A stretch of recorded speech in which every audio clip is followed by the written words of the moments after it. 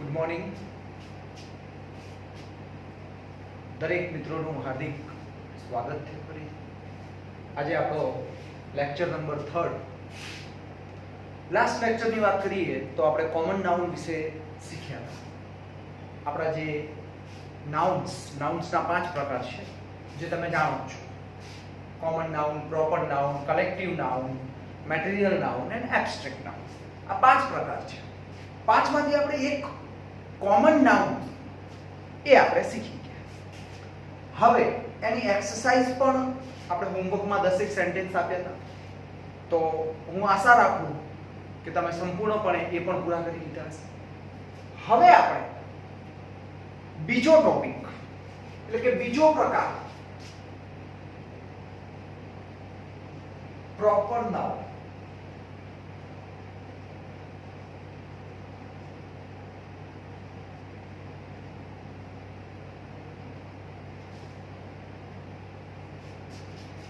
Proper noun બીજો પ્રકાર.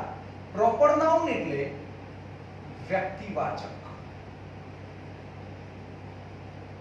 એક વિશિષ્ટ. સમજો, એના નામ ગુજરાતી કર્યું એટલે આપણને ખબર પડી જાય અને ઇંગ્લિશમાં પણ ખબર પડી જાય કે પ્રોપર નાઉન. કયું નાઉન? પ્રોપર. તો પ્રોપર થી આપણે સિમ્પલી સમજીએ કે ભાઈ પ્રોપર હોવું જોઈએ. આપણે નહીં કહેતા ભાઈ કામ બરાબર પ્રોપર જોઈએ.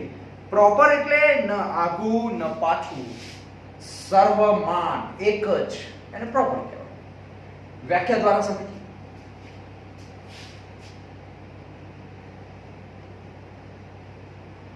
જે કોઈ વ્યક્તિ, સ્થળ કે વસ્તુ ને પોતાનું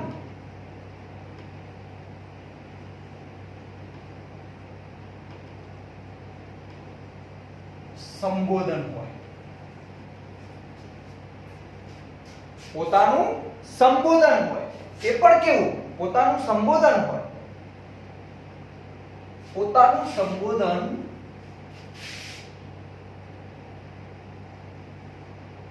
વિશિષ્ટ હોય.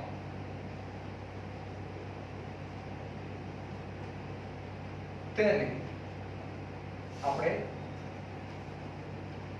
પ્રોપર નાઉન કહીશું. સમજો હવે. વિશિષ્ટ સંબોધન, પોતાનું, એને આપણે શું સમજીશું? પ્રોપર. હવે કોઈ પણ વ્યક્તિનું ઉદાહરણ લઈ લઈએ આપણે. એક્ઝામ્પલમાં પ્રોપર નાઉન ને કોમન નાઉન બંને એકબીજાના વિરોધી છે. એ આપણે આગળ સમજીએ છીએ. પહેલા પ્રોપર નાઉન નો ડાઉટ ક્લિયર કરી દઈએ.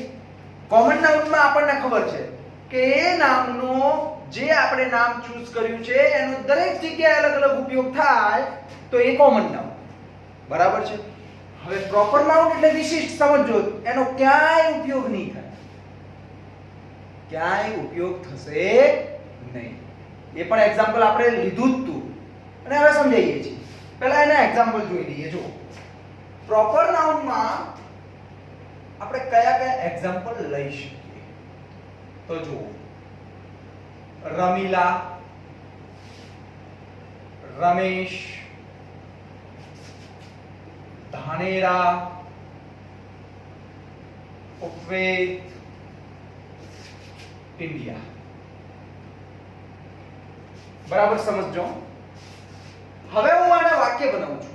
આ તો એક્ઝામ્પલ રમીલા, રમેશ, ધાનેરા, ઉપવેદ અને ઇન્ડિયા. એના વાક્ય લઈને આપણે સમજવાનો પ્રયત્ન કરીએ.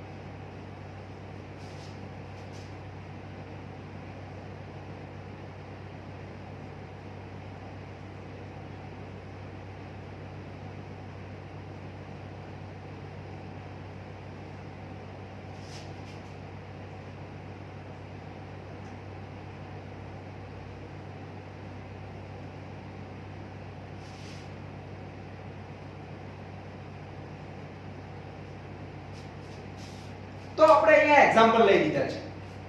પ્રોપર નાઉનના જે ઉદાહરણ લખ્યું રમીલા, રમેશ, ધાનેરા, ઉપવેદ અને ઇન્ડિયા, એને વધુ સારી રીતે સમજવા માટે આપણે એક ઉદાહરણ તરીકે સેન્ટેન્સ લઈ લીધા છે કે હવે સેન્ટેન્સમાં આને કેવી રીતે સમજવા. બરાબર જાણો. કોમન નાઉનમાં પ્રશ્ન શું પૂછતા? તો કે ભાઈ તારો ઉપયોગ બીજે થઈ શકે છે. જો જવાબ હા મળતો તો એ કોમન નાઉન બની જતું. ખબર છે ને? હવે અહીંયા એનો એ જ પ્રશ્ન પૂછવાનો છે. પ્રશ્ન બદલાવતો નથી, સમજો. કોમન નાઉનમાં જે પ્રશ્ન પૂછતા હતા એ જ પ્રશ્ન પૂછો, પણ કોમન નાઉનમાં કન્ડિશન જવાબ હા મળવો જોઈએ. પ્રોપર નાઉનમાં કન્ડિશન જવાબ ના મળવો જોઈએ. પ્રશ્ન એક જ, શું તારો ઉપયોગ થઈ શકે છે? હા, તો કોમન નાઉન. તારો ઉપયોગ થઈ શકે છે? ના, તો પ્રોપર નાઉન. મગજમાં બેસી ગયું? જોઈએ એક્ઝામ્પલ. પ્રશ્ન પૂછીએ આપણે. Ramila is a girl. હવે આપણે અહીંયા બે નાઉન છે આપણી જોડે, રમીલા, ગર્લ. બંનેને પ્રશ્ન પૂછીએ. શું રમીલા તારો ઉપયોગ થઈ શકે? તારું નામ બીજી કોઈ છોકરીને હું બોલી શકું? જવાબ શું મળશે? ના. તો એ આપણા માટે થઈ ગયું પ્રોપર નાઉન. મગજમાં બેસી ગયું? બધું સાથે સમજીએ છીએ, રિવિઝન બી સાથે કરતા જઈએ છીએ. ગર્લ, તારો ઉપયોગ થઈ શકે ભાઈ? હા, બીજી છોકરીને પણ આપણે ગર્લ કહી શકીશું. તો હા જવાબ મળ્યો. તો કોમન નાઉન. મગજમાં બેસે છે ને? રમેશ, હવે મારે કહેવાની પણ જરૂર નથી તમને. રમેશ નામ ક્યાંય ઉપયોગ ન થાય, પ્રોપર નાઉન. બોય, બધા જેટલા છોકરાઓ એને બોય કહીએ, કોમન નાઉન. પી એટલે proper noun, C common noun. Complete. Dhanera, આપણે બહુ સમજ્યા કે ભાઈ ધાનેરાને આપણે ડીસા નહીં કહીએ. ધાનેરાની આપણને એ ખબર નથી. આપણે એ વખતે લખ્યું હતું એક્ઝામ્પલ કોમન નાઉન વખતે કે ભાઈ ધાનેરા શું, તો ધાનેરાનો આપણે બીજો ઉપયોગ નથી કરી શકતા. પણ એ વખતે મેં એવું કીધું હતું કે એને ઉપયોગ નથી કરી શકતા, જવાબ આપણને ના મળ્યો એટલે એ કોમન નાઉન નથી. પણ પ્રોપર નાઉન તો ખરું ને, કારણ કે એનું એક પોતાનું નામ છે. આ બધાને પોતાના નામ છે, સમજો. રમીલા પોતાનું નામ, સપોઝલી મારું નામ મયુર, તો હું પ્રોપર નાઉન. તમારું નામ જે બી હોય, બરાબર છે, ધારો કે દિનેશ, તો પ્રોપર નાઉન. કાવ્યા, પ્રોપર નાઉન. મતલબ જે બી આપણા નામ હોય તો એ નામ આપણું પ્રોપર નાઉન કહીશું આપણે. મગજમાં બેસી ગયું? અને આપણું જાતિવાચક નામ, ધારો કે મયુર, ટીચર, તો મયુર એ પ્રોપર નાઉન છે, કારણ કે મયુર એક જ છે, એનું વિશિષ્ટ નામ છે. ટીચર કોમન નાઉન, કારણ ટીચર હું પણ છું અને બીજા શિક્ષકો પણ છે. સમજી ગયા? એમ અહીંયા ધાનેરા એક જ પ્રોપર નાઉન. સિટી, સિટી તો ઘણી બધી common noun. School, Upved school, Vivekanand school, DB Parekh school. સમજો હું શું કહેવા માંગુ છું. સ્કૂલ પાછળ, દરેક સ્કૂલ, જે બી સ્કૂલ હોય એની પાછળ સ્કૂલ તો લાગે જ છે. લાગે છે ને? આપણે બધાને એવું તો કહી શકીએ કે સ્કૂલ. તો એ છે કોમન નાઉન. સમજો ફરીથી. હા, સ્કૂલ, ઉપવેદ પણ સ્કૂલ, વિવેકાનંદ પણ સ્કૂલ, ડીબી પારેખ પણ સ્કૂલ, સર્વોદય પણ સ્કૂલ, દરેકને આપણે કહી શકીએ છીએ સ્કૂલ. તો કોમન નાઉન. મગજમાં બેસી ગયું? કારણ કે બધે સ્કૂલનો ઉપયોગ થઈ શકે છે. ઉપવેદ, સમજો બરાબર. ઉપવેદ, વિવેકાનંદને ઉપવેદ કહી શકીશું? ના. ઉપવેદ એટલે ઉપવેદ, વિવેકાનંદ એટલે વિવેકાનંદ, ડીબી પારેખ એટલે ડીબી પારેખ. એ એમનું વિશિષ્ટ પોતાનું નામ છે એટલે એ થાય છે proper noun. India is a country. સમજો, ઇન્ડિયા, ભારત, મારો દેશ. હવે ઇન્ડિયાની વાત કરીએ તો શું પાકિસ્તાનને આપણે ઇન્ડિયા કહી શકીશું? ના, એનું નામ જ પાકિસ્તાન છે. અમેરિકાને, ચીન, ઇટલી, સ્પેન આ બધા પોતાના નામ અલગ અલગ છે. ઇન્ડિયા એ બીજી જગ્યાએ, ધારો કે આપણે અમેરિકા ગયા ફરવા, તો આપણે એમ કહીશું કે આ તો ઇન્ડિયા છે, ઇન્ડિયા, આનું નામ ઇન્ડિયા છે, અમેરિકા નથી. ના, એ ઇન્ડિયા એ પોતાનું એક જ નામ છે, વિશિષ્ટ નામ છે. તો એને આપણે વિશિષ્ટ નામને કહીશું પ્રોપર નામ. કન્ટ્રી, સમજજો, કન્ટ્રી, ઇન્ડિયાને શું કહીશું? Country. America country, Afghanistan country, Pakistan country, બધા માટે કન્ટ્રી યુઝ થાય. બધા માટે થાય છે. તો આપણને ખબર છે કોમન નાઉન. આઈની વાત નથી, હા, આઈ ના કહેવાય, નામમાં ના આવે. મયુર, મારું જ નામ મયુર છે, આઈ એમ મયુર. તો મયુરને શું કોઈ ગિરીશને મયુર કહી શકશું? રમેશને મયુર કહી શકશું? ના, એ પર્ટિક્યુલર આપણું વિશિષ્ટ નામ છે. આપણું સામાન્ય જાતિ નામ શું છે? ટીચર, મેન, આપણે સામાન્ય નામ છે, જે આ બધે જનરલ યુઝ થાય છે. એનો કોઈ ખાસ, આ સ્પેશિયલ ખાસ નેમ છે મારું, સ્પેશિયલ નેમ મયુર. પણ મને બીજું જનરલ જે કહેવાય એ કયા નામ મારા? તો ટીચર, મેન, બોય કહી શકાય. બીજાને પણ કહી શકાય, ટીચર, મેન, બોય. તો એ આપણા કોમન નામ છે. પણ મયુર એ વિશિષ્ટ સ્પેશિયલ નામ છે, એક જ માટે ઉપયોગ થાય છે. ધેટ્સ ઇટ્સ કોલ્ડ પ્રોપર નામ. આઈ હોપ ખબર પડી ગઈ હશે. હજુ કઈ ડાઉટ હોય તો હવે ફોન કરી પૂછી શકો છો. પણ ફરીથી એકવાર સમજાવી દઉં. What is the difference between common noun and proper noun? So again I repeat that. Proper noun એટલે વિશિષ્ટ નામ, જે પોતાનું એક જ નામ હોય. આપણે આપણા ઉપરથી ઉદાહરણ લેવાનું, અંદર વિચારવાનું. જુઓ, તમારી અંદર જ કોમન અને પ્રોપર બંને સમાયેલા છે. ફરીથી સમજો. સપોઝલી ઉદાહરણ તરીકે તમારું નામ જે બી, મારું નામ મયુર છે, હું બંનેના ભાગ પાડું છું. હવે પ્રોપર નામ, મારું નામ મયુર, મેં અંદર વિચાર્યું કે મારું નામ મયુર. મને બીજું શું કહી શકાય? એક્ઝામ્પલ આપું છું, જો સમજો. મયુર, બોય. ધારો કે છોકરીનું નામ લઈએ, રેશમા, ગર્લ. બે નામ થઈ ગયા, વિભાગ પડી ગયા. અહીંયા બાજુમાં થોડું સમજી લઈએ. જુઓ, આપણે અહીંયા બે મસ્ત ભાગ પાડી દઈએ છીએ. ફરીથી સમજો. અહીંયા આપણે છીએ, આ આપણે છીએ, બરાબર છે? ડ્રોઈંગ બહુ સારું છે મારું. આ આપણે છીએ, સમજી લો. તમે જોવો ચિત્ર એટલે તમારે આ તમારું માનવાનું છે, સમજો. હો ભાઈ,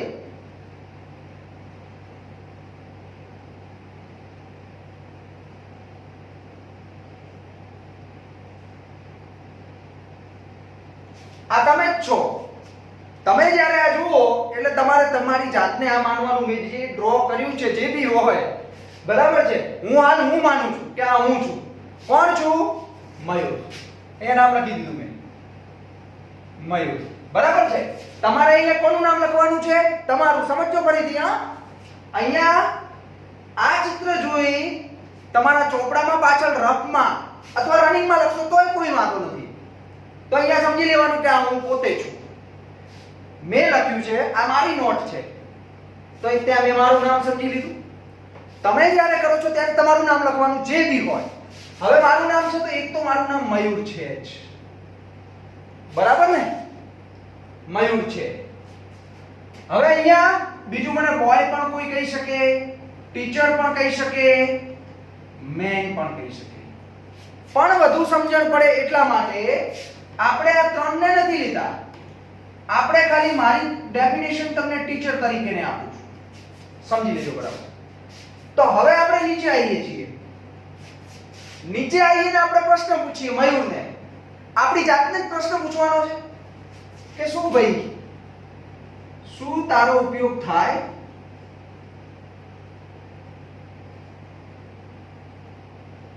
તારો ઉપયોગ બીજે થાય એટલે કે મયુર છે, આ મયુર છે. હવે શું એને બીજી જગ્યાએ ઉપયોગ થઈ શકે? એટલે કે મયુરનો રમેશ કહી શકાય, ગણેશ કહી શકાય? તો આપણને જવાબ શું મળ્યો? ના. મળી ગયો ના? તો જ્યારે ના જવાબ મળ્યો ત્યારે એ હંમેશા પ્રોપર નાઉન જ હોય. પ્રોપર નાઉન ને આપણે પી કહીશું. મગજમાં બેસી ગયું દરેક જણને?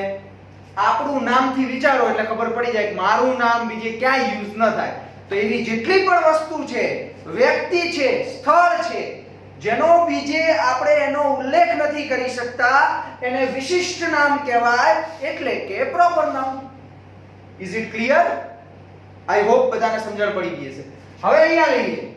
ટીચરને પણ આ જ પ્રશ્ન પૂછ્યો, શું તારો ઉપયોગ બીજે થાય?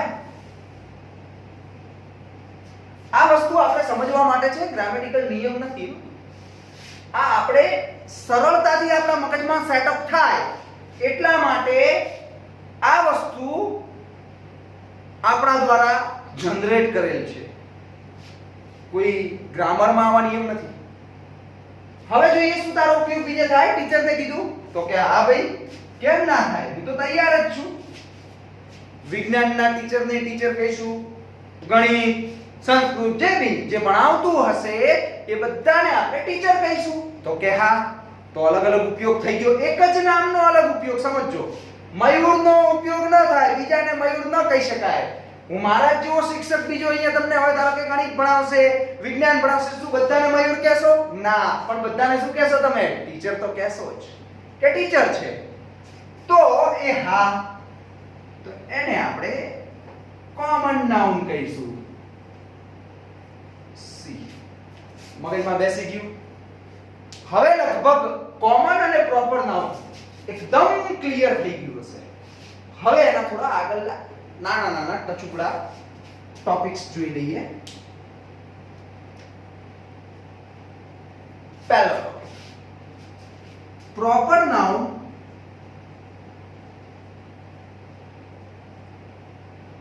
નું પ્રોપર નાઉન ના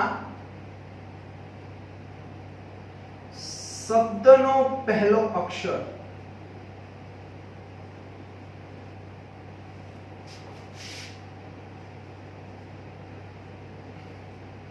કેપિટલ જ આવે. કેપિટલ એટલે પહેલી એબીસીડી માં. પ્રોપર નાઉન નો પહેલો અક્ષર કેપિટલ જ આવે.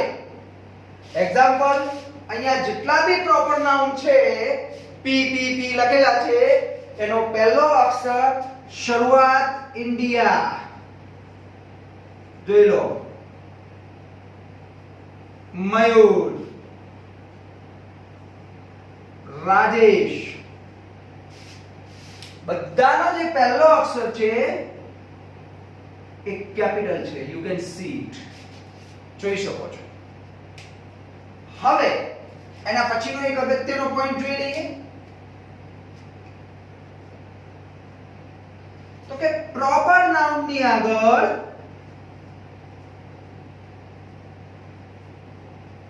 પહેલા આર્ટિકલ. આર્ટિકલ એટલે એ અને એન. ધ પણ ખરો, ધ પણ આવે. એ અને એન એટલે કે આર્ટિકલ આવતો નથી.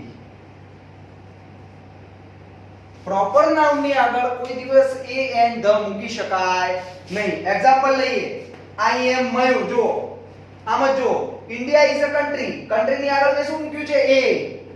મતલબ અહીંથી જ ખબર પડી ગઈ કે આ પ્રોપર નાઉન નથી. કારણ પ્રોપર નાઉન ની આગળ એ ન જ આવે. જોઈ લો, આઈ એમ મયુર એ લખ્યું મેં. આઈ એમ એ મયુર લખ્યું. અહીંયા હું આઈ એમ એ મયુર, તો આ ખોટું છે. પ્રોપર નાઉન ની આગળ આર્ટિકલ ના આવે. તમે જોઈ લો, રમીલા આગળ છે કઈ? કશું જ ન હોય. કોમન નાઉન ની આગળ આવે છે. જોઈ શકો છો. ઉપવેદ પ્રોપર નાઉન છે, આગળ આર્ટિકલ ન હોય. આ એક બીજી ઓળખ, આર્ટિકલ. એ એન ધ એ કોઈ દિવસ પ્રોપર નાઉન ની આગળ હોય નહીં. કોમન નાઉન માં આવી શકે. કોમન નાઉન માં આવી શકે એની અંદર પ્રોપર નાઉન માં કોઈ દિવસ ના આવે. આઈ હોપ સમજી ગયા છો. તો આ બે ટોપિક, પ્રોપર નાઉન ના શબ્દનો પહેલો અક્ષર કેપિટલ જ આવે. બધા અક્ષર તમે જોઈ લો. પ્રોપર નાઉન કેપિટલ માં જ લખાય. પ્રોપર નાઉન ની પહેલા આર્ટિકલ એ એન્ડ ધ ન જ આવે. You can see it. હવે આ બોર્ડ પર જે લખ્યું છે એ તમારે લખવાનું છે. બધી ખબર પડી જ ગઈ હશે. કદાચ કોઈ પ્રશ્ન હોય તો કોન્ટેક્ટ કરી શકો છો. આ જે પણ વસ્તુ મેં કર્યું છે એ પણ તમારે રમત રમવાની છે. આ લોંગ ટાઈમ માટે યાદ રહે. જો હાલ ભણી આજે યાદ રહ્યું, કાલ પાછો બીજો લેક્ચર આવશે તો આ ભૂલી ગયા એવું નહીં. લોંગ ટર્મ સુધી યાદ રાખવાનું છે ને. એટલે જ ગ્રામર ને ગોખાતું નથી. સમજવાનું, પરફેક્ટ સમજી લેવાનું કે આનું શું છે, મૂળ સુધી પહોંચી જવાનું. અને પહોંચ્યા પછી ગ્રામર ને ગોખવાની જરૂર પડતી નથી. લખી નાખો.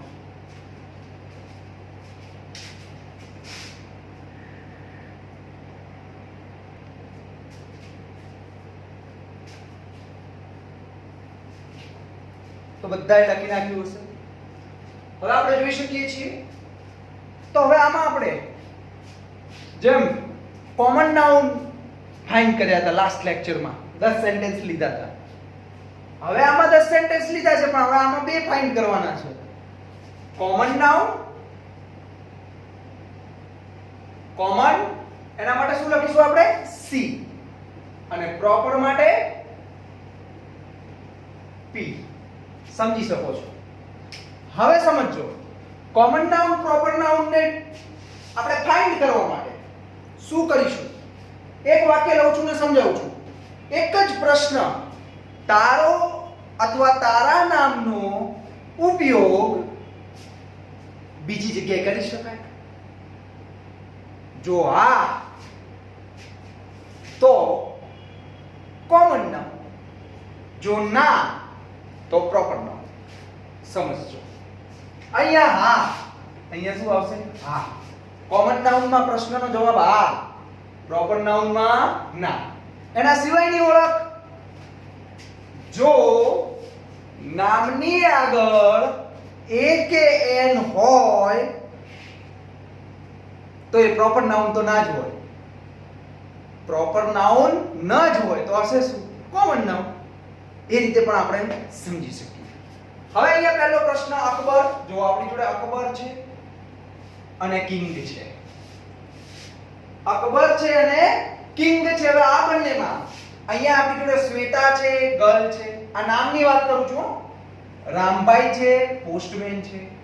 સંગીતા છે, સ્ટુડન્ટ છે. અહીંયા ધાનેરાજ છે. અહીંયા સચિન છે, ક્રિકેટર છે. Gujarat state boy.